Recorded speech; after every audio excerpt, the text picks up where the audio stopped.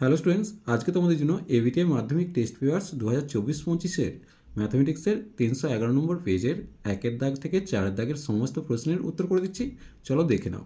প্রথমে 1-এর দাগ, সঠিক উত্তর নির্বাচন করো।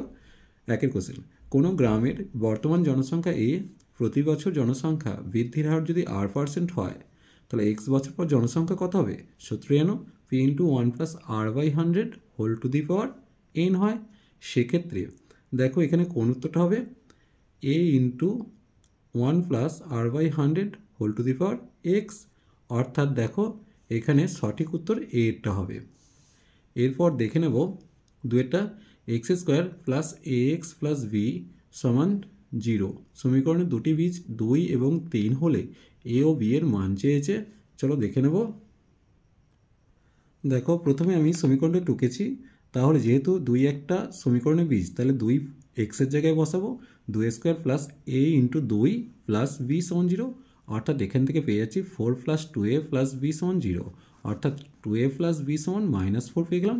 একইভাবে আরেকটা বীজ যেহেতু 3, তাহলে 3 বসাচ্ছি এক্সের জায়গায়, তাহলে 3² + a × 3 + b, অর্থাৎ 9 + 3a + b = 0, তাহলে 3a + b, সেক্ষেত্রে আমি পেয়ে যাব কত? -9। দেখো এই সমীকরণটা আর এখানের মধ্যে এই সমীকরণটার মধ্যে অপনয়ন করছি। দেখো এখানে বিটাকে তাহলে বিয়োগ করেছি, এটা বিয়োগ চিহ্ন, এটা বিয়োগ চিহ্ন, এটা প্লাস হয়ে যাচ্ছে, বিবি কেটে গেল। তাহলে এখানে -a সমান পেয়ে যাচ্ছি 5, অর্থাৎ a এর ভ্যালু -5। আবার একইভাবে দেখো এই যে সমীকরণটা আছে, আমি এখানে a এর মানটা পুট করে দিলেই বিটা পেয়ে যাব। তাহলে দেখো 2 × -5 + b = -4, তাহলে সেখান থেকে ক্যালকুলেশন করে b এর মানটা আমি 6 পাচ্ছি। দেখো এরপর দেখো এখানে এবিসি স্থূলকোণ এবং ত্রিভুজটি পরিকেন্দ্র ও এওবি 50 ডিগ্রি, এওসি এর মানটা চেয়েছে। এওসি এর মানটা 130 হলে বিএসি এর মানটা চেয়েছে। দেখো প্রথমে আমি ছবিটা এঁকেছি, তাহলে এটা হচ্ছে এ ও বি, যেটা দেওয়া আছে কত? 50, তার মানে এইটুকু কোণ 50, আর দেওয়া আছে এ ও সি, সেটা দিয়েছে 130। তাহলে যেহেতু এওসিটা 130 দিয়েছে, তাহলে ও A C R O C এ এই দুটো কোণ সমান হবে। কেন বলতো? ও এ আর ও সি একই বৃত্তের ব্যাসার্ধ, তাহলে দুটো কোণ সমান, ও A C R O C এ। তার মানটা কত হবে? 180 ডিগ্রি থেকে 130 ডিগ্রি বাদ দেবো, বাদ দিলে পাচ্ছি 50 ডিগ্রি, তাকে 2 দিয়ে ভাগ করলে 25 ডিগ্রি করে পাচ্ছি। তাহলে পেয়ে গেলাম ও এ সিটা হচ্ছে 25 ডিগ্রি। এবার দেখো এওবি কোণটা কত ছিল? এওবি কোণটা 50 ছিল, আবার ওএ আর ওবি দুটো বাহু সমান, তাহলে এখানে ওএবি কোণটা সমান ওবিএ কোণটা হবে। তাহলে ওএবি কোণটার মানটা কত আসছে দেখে নাও, আসছে 180 ডিগ্রি থেকে 50 ডিগ্রি বাদ দিলে তাকে 2 দিয়ে ভাগ করবো, 65 ডিগ্রি। তাহলে বিএসসি, তাহলে বিএসসি কোণটার মান কত? টোটালটা 65, তার মধ্যে 25 বাদ দিয়ে 40 পেয়ে যাব। তাহলে দেখো 40 ডিগ্রি পেয়ে গেলাম। এরপর দেখে নেব পরের অঙ্কটা। দেখো এখানে কী দিয়েছে? tan 55 ডিগ্রি, tan 35 ডিগ্রি সমান সাইনে হলে এর ন্যূনতম ধনাত্মক মানটা চেয়েছে। দেখো প্রথমে লিখেছি tan 55 degree into tan 35 degree সমান সাইনে, তাহলে tan 55 degree into tan 90 degree minus 55 degree সমান সাইনে, তাহলে tan 55 ইন্টু cot 55 পেয়ে গেলাম সমান সাইনে। তাহলে সাইনের সমান দেখো tan 55 আর cot 55 কেটে গিয়ে 1 পেয়ে গেলাম, তাহলে সাইনের ভ্যালুটা সাইন 90 ডিগ্রি পেলাম, অর্থাৎ এর ভ্যালুটা 90 ডিগ্রি পেলাম। এরপর দেখো এখানে দিয়েছে একটি নিরেট অর্ধগোলকের আয়তন ও সমগ্রতলের ক্ষেত্রফলের সাংখ্যমান সমান, তবে অর্ধগোলকের ব্যাস হবে। দেখো প্রথমে অর্ধগোলকের ব্যাসার্ধটা আমি আর ধরে নিয়েছি, তাহলে আয়তনের সূত্র কি? 2/3πr³ সমান সমগ্রতলের ক্ষেত্রফল 3πr²। সেখান থেকে πr² কেটে গেল, 2/3r সমান 3 পড়ে থাকছে, তাহলে 2r সমান কত? 3 থেকে 9, অর্থাৎ ব্যাসটা পেয়ে যাচ্ছি 9 একক। এরপর দেখে নেব কি দিয়েছে এখানে। এখানে যে তথ্যটা দিয়েছে, এখানে কোনো কিছু দিতে ভুলে গেছে। সম্ভবত আমি 36 ধরে করলাম, কারণ এর আগে 36 ধরে অঙ্কটা করা হয়েছে। তাহলে যদি 36 না থাকলে মধ্যমা কতটুকু বৃদ্ধি পাবে? দেখো প্রথমে আমি যদি 36টাকে রেখে মধ্যমা কোনটা হচ্ছে 36 + 37-এর গড়টা, অর্থাৎ 73/2, তখন 36.5 পেলাম। প্রথমে মধ্যমা 36.5। এখন 36টা বাদ দিলে এই তথ্যের মধ্যমা কোনটা হবে? 37 হবে। তাহলে মধ্যমা বৃদ্ধি পাচ্ছে কতটুকু 37 থেকে 36.5 অর্থাৎ 0.5 বৃদ্ধি পাচ্ছে। এরপর দেখো বার্ষিক X% হারে সরল সুদে 12Y টাকার 10 মাসের সুদ আসল কত হবে। দেখো প্রথমে পি এর মানটা 12Y দেওয়া আছে, আরটা X% দিয়েছে, টিটা 10 মাস অর্থাৎ 10/12 বছর, তার মানে 5/6 বছর পেয়ে গেলাম। এবার আই সমান জানি কি PRT/100, পি এর জায়গায় 12Y, আর এর জায়গায় এক্স, টি এর জায়গায় 5/6, আর এখানে 100 বসালাম। তাহলে সেখানে দেখো কাটাকাটি করে আমি পেলাম XY/10 টাকা। তাহলে সুদ আসল কত? সুদটা হচ্ছে XY/10 আর আসলটা হচ্ছে 12Y। তাহলে এটাই হচ্ছে সুদ আসল পেয়ে গেলাম। এরপরে 2 এর দাগের অঙ্কটা দেখো, এর মানটা চেয়েছে। দেখো A/5 সমান B/7 সমান C/8 সমান কে ধরে নিচ্ছি। তাহলে এর মান 5K, বি এর মান 7K পেয়ে গেলাম, সি এর মান 8K। তাহলে A + B + C/A সমান কত আসবে? দেখো যোগ করেছি, যোগ করে কাটাকাটি করে উত্তর আসছে 4। দেখো এখানে বৃত্তস্থ সামান্তরিক হলো একটি আয়তক্ষেত্র, তাহলে এই জায়গাটা তোমরা আয়তক্ষেত্র লিখে দিচ্ছ। এরপর আমরা দেখে নেব এর মানটা কত। দেখো cos 0 মান আমি কি জানি, cos 0 মানে হচ্ছে 1, কিন্তু cos 90 মানে 0, আর 0 ইন্টু কোনো কিছু মানেই সেটা 0 আসবে, তাহলে এটা 0 হয়ে যাচ্ছে। একটি নিরেট অর্ধগোলকের সমতলের সংখ্যা, দেখো এটা একটা নিরেট অর্ধগোলক, সমগ্র এইটা হচ্ছে সমতল হচ্ছে একটি পরিসংখ্যা বিভাজনের গড়টা দেওয়া আছে, কে এর মানটা চেয়েছে। চলো দেখে নেবো, এই অঙ্কটা বারবার আসছে। দেখো আমরা জানি sigma FI/XI by sigma FI সমান 8.1 দিয়েছে। এবার দেখো সিগমা FI/XI এর মানটা বসিয়েছি, সিগমা FI এর মানটা বসিয়েছি, দশমিক তুলে দিয়ে 10 করেছি, 0 কাটিয়ে দিয়ে কে এর মানটা পেয়ে যাচ্ছি 6। এরপর দেখো 3 দাগে সত্য মিথ্যা দিয়েছে। কমলের মূলধন অমলের মূলধনের এত গুণ হলে তাদের লভ্যাংশের বন্টনের অনুপাত 2:3 হবে। দেখো প্রথমে অমলের মূলধনটা আমি 1 টাকা ধরেছি, কমলের মূলধন কত হবে? 1 × 3/2 অর্থাৎ 3/2 টাকা। তাহলে কমল ও অমলের মূলধনের অনুপাত কত হবে? 3/2:1 অর্থাৎ 3:2। অর্থাৎ মূলধনের অনুপাত যদি 3:2 হয় তাহলে লভ্যাংশের অনুপাতও 3:2 হওয়া উচিত, কিন্তু দেওয়া আছে কত? 2:3, তাই এটা মিথ্যা দেওয়া আছে। এরপর দেখো এটা সদৃশকরণী সেটা দেখাতে বলেছে। দেখো √75কে ভাঙলে আমরা পেয়ে যাচ্ছি 5√3, আর 147কে ভাঙলে আমরা পেয়ে যাচ্ছি 7√3, অর্থাৎ এটা পরস্পর সদৃশকরণী, তাই এটা সত্য দেওয়া আছে। এরপর দেখো দুটি সদৃশ ত্রিভুজ সর্বদা সর্বসম, এটা মিথ্যা দেওয়া আছে, কারণ আমরা জানি দুটি সর্বসম ত্রিভুজ সর্বদা সদৃশ, তাই এটা মিথ্যা দেওয়া আছে। এরপর এটা সত্য মিথ্যা করতে বলেছে, চলো দেখে নেব। প্রথমে দেখো sin 5/6 প্লাস sin 5/3 মানটা বের করছি, sin 30 degree plus sin 60 degree অর্থাৎ 1/2 প্লাস √3/2, তার মানটা পেয়ে যাচ্ছি 1 প্লাস √3/2। আবার sin 5/2 মানে কত? sin 90 ডিগ্রি অর্থাৎ 1। তাহলে কি হচ্ছে? এইটা নিশ্চয়ই এর থেকে বড়, তার মানে যেটা দেওয়া আছে সেটা সত্য দেওয়া আছে, অর্থাৎ এটা সত্য দেওয়া আছে। এরপর দেখো 9 সেমি বাহু বিশিষ্ট কোনো ঘনককে গলিয়ে 3 সেমি বাহু বিশিষ্ট 27টি ঘনক তৈরি করা যাবে, সত্য মিথ্যা করতে বলেছে।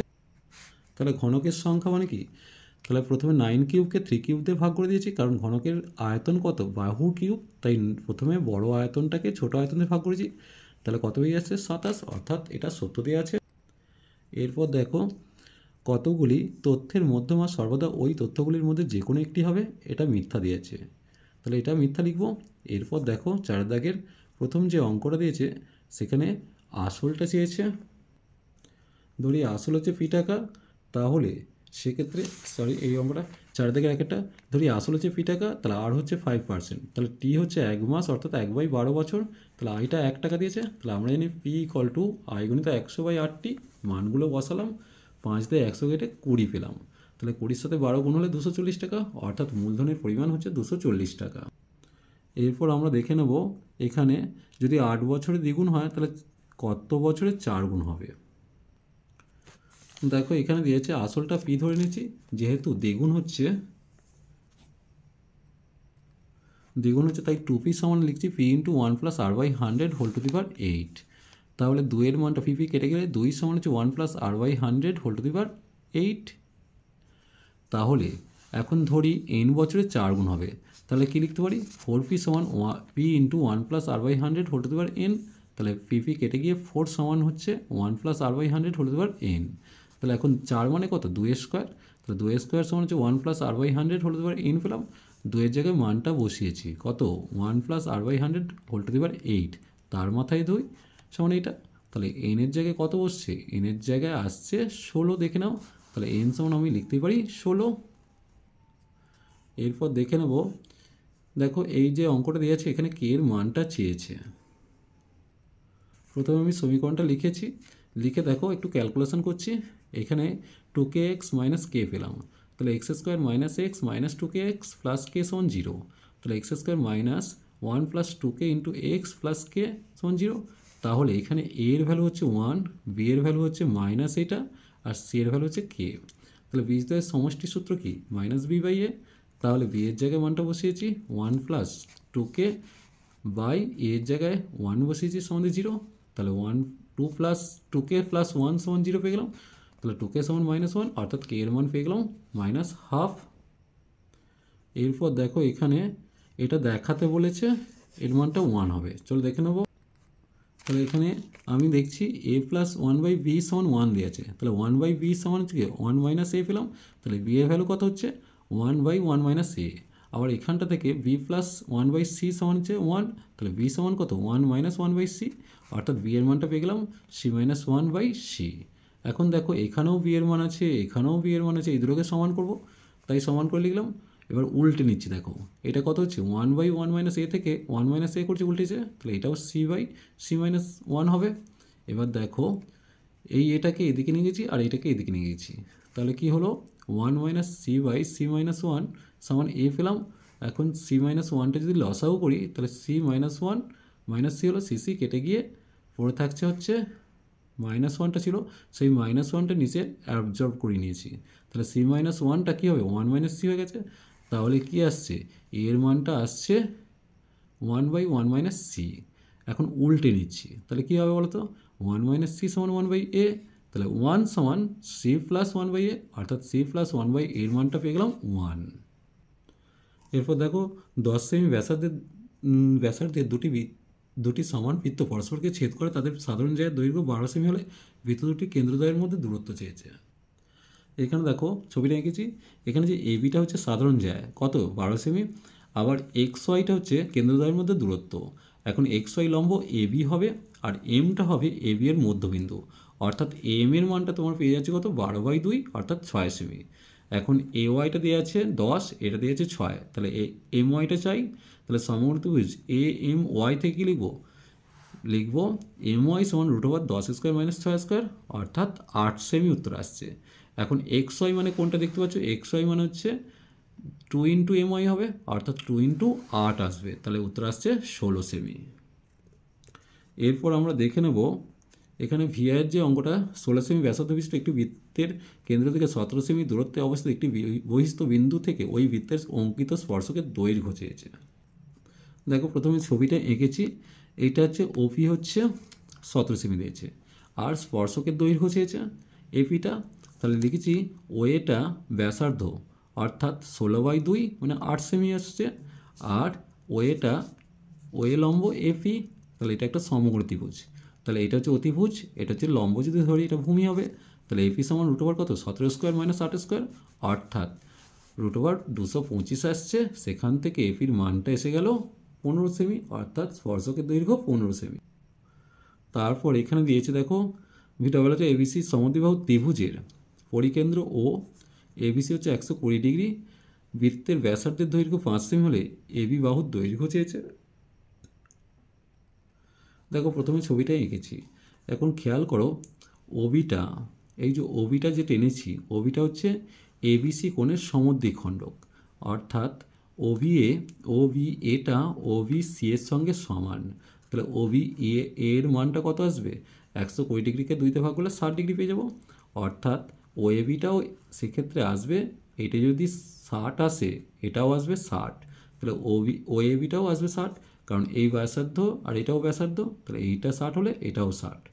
এবার তাহলে ওএবিটা পেয়ে গেলাম কত 60 ডিগ্রি। এবার তাহলে এই যে এটা 60 এটা 60 এটাও কত হবে 60, তাহলে এওবি কোণটাও 60, তাহলে এটা একটা সমবাহু ত্রিভুজ, অর্থাৎ ওএবি একটা সমবাহু ত্রিভুজ। তাহলে ওএ সমান ওবি সমান হচ্ছে এবি, অর্থাৎ তিনটে বাহুই সমান। এটা যদি 5 হয় তাহলে এবিটা কত আসবে, 5 সেমি আসবে। এরপর দেখো এখানে ট্যান থিটার মানটা দেওয়া আছে, এই মানটা চেয়েছে, চলো দেখে নেবো। দেখো ট্যান থিটা যদি 4/3 হয়, আমরা জানি ট্যান থিটা মানে লম্ব বাই ভূমি, তাই লিখছি ধরি লম্ব সমান হচ্ছে 4K আর ভূমি সমান 3K, যেখানে K greater than equal to 0, greater than equal to না, গ্রেটার দ্যান 0 করে দিলাম। এরপর দেখো অতিভুজ তাহলে কত হবে, অতিভুজটা আসবে √4 4K তার হোল স্কোয়ার প্লাস 3K তার হোল স্কোয়ার, অর্থাৎ মান হিসেবে 5K। এখন sine theta plus cos theta মানে কত, লম্ব বাই অতিভুজ হবে, তাহলে 4K বাই 5K, আর কস থিটা ভূমি বাই অতিভুজ 3K বাই 5K, তাহলে যোগ করলে 7K বাই 5K, অর্থাৎ 7/5 উত্তর আসছে। এরপর দেখো এখানে 732 মিনিটকে ডিগ্রি ও মিনিটে প্রকাশ করতে বলেছে। তাহলে আমরা জানি 1 ডিগ্রি সমান 60 মিনিট, 60 দিয়ে ভাগ করলে দেখো ভাগফল 12 আসছে আর ভাগশেষটাও 12 আসছে, অর্থাৎ 12 ডিগ্রি 12 মিনিট উত্তর আসছে। এরপর দেখো একটি লম্ববৃত্তাকার শঙ্কুর উচ্চতা দ্বিগুণ করা হলে তার আয়তন শতকরা কত বৃদ্ধি পাবে। তাহলে প্রথমে উচ্চতা h ধরে নিচ্ছি আর ব্যাসার্ধটা r একক ধরে নিচ্ছি, আয়তন হচ্ছে কত 1/3 পাই r স্কোয়ার h ঘন একক সমান v ঘন একক ধরে নিচ্ছি। এখন উচ্চতা যদি 2h হয়, তাহলে বর্তমান আয়তন 1/3 পাই r স্কোয়ার, এটা পাই r স্কোয়ার হতো, পাই r স্কোয়ার গুণিত 2h, অর্থাৎ 2 গুণিত 1/3 পাই r স্কোয়ার h, অর্থাৎ 2v পাচ্ছি। তাহলে আয়তন কতটুকু বৃদ্ধি হচ্ছে, আয়তন বৃদ্ধি সমান 2v মাইনাস v, অর্থাৎ v ঘন একক। তাহলে শতকরা বৃদ্ধি কত, বৃদ্ধি বাই মূল আয়তন গুণিত 100, তাহলে ভিভি কেটে গিয়ে 100 ঘন একক, অর্থাৎ 100% আয়তন বৃদ্ধি পাচ্ছে। এরপর দেখো এখানে একটি চোঙের ব্যাসার্ধ 50% হ্রাস, উচ্চতা 50% বৃদ্ধি করা হলে চোঙের আয়তনে কীরূপ পরিবর্তন হবে। দেখো প্রথমে ব্যাসার্ধটা 100 একক ছিল, ধরে নিচ্ছি ব্যাসার্ধটা 100 একক ধরছি আর উচ্চতাটা 100 একক ধরছি, চোঙের আয়তন পাই r স্কোয়ার h, অর্থাৎ পাই গুণিত 100 স্কোয়ার গুণিত 100 সমান দিয়ে একের পাশে 6টা শূন্য গুণিত পাই ঘন একক। এখন ব্যাসার্ধটা 50% কমেছে মানে কত, 100 থেকে 50 কমে গেছে, মানে 50 একক, উচ্চতাটা 50% বেড়েছে, অর্থাৎ 150 একক হলো। তাহলে বর্তমানে আয়তন কত হবে, পাই গুণিত 50 স্কোয়ার গুণিত 150, অর্থাৎ 375 পাশে 3টে শূন্য পাই ঘন একক, তাহলে আয়তন হ্রাস হচ্ছে। তাহলে এটা থেকে এটা বিয়োগ করলাম, পেয়ে যাচ্ছি 625 3টে শূন্য পাই ঘন একক, অর্থাৎ শতকরা আয়তন হ্রাস কত হবে, 625 3টে শূন্য বাই একের পাশে 6টা শূন্য পাই, তাহলে পাই পাই কাটবো, এখানে 100% করেছি, কাটলে 625/10, অর্থাৎ 62.5 ঘন একক। এরপর দেখো এখানে এর মানটা দিয়েছে, এক্স বারের মানটা চেয়েছে। দেখো ইউআই সমান দেওয়া আছে, তাহলে এইটা ইউআই মানে কি xi minus A by H, অর্থাৎ এর মানটা 25 দেওয়া আছে, এইচের মানটা 10 দেওয়া আছে। তাহলে এক্স বার মানে কত, a plus h into f i sigma f i u i by sigma f i, অর্থাৎ 25 প্লাস 10 ইন্টু 20/100, দুটো শূন্য কাটিয়ে দিলাম, তাহলে 25 প্লাস 2 অর্থাৎ 27 পেয়ে যাচ্ছি। চলো আজ এই পর্যন্তই, নেক্সট ভিডিও নিয়ে খুব তাড়াতাড়ি হাজির হবো। ভিডিওটি ভালো লাগলে লাইক শেয়ার কমেন্ট করো, পারলে চ্যানেলটিকে সাবস্ক্রাইব করে নিও। চলো টাটা বাই বাই।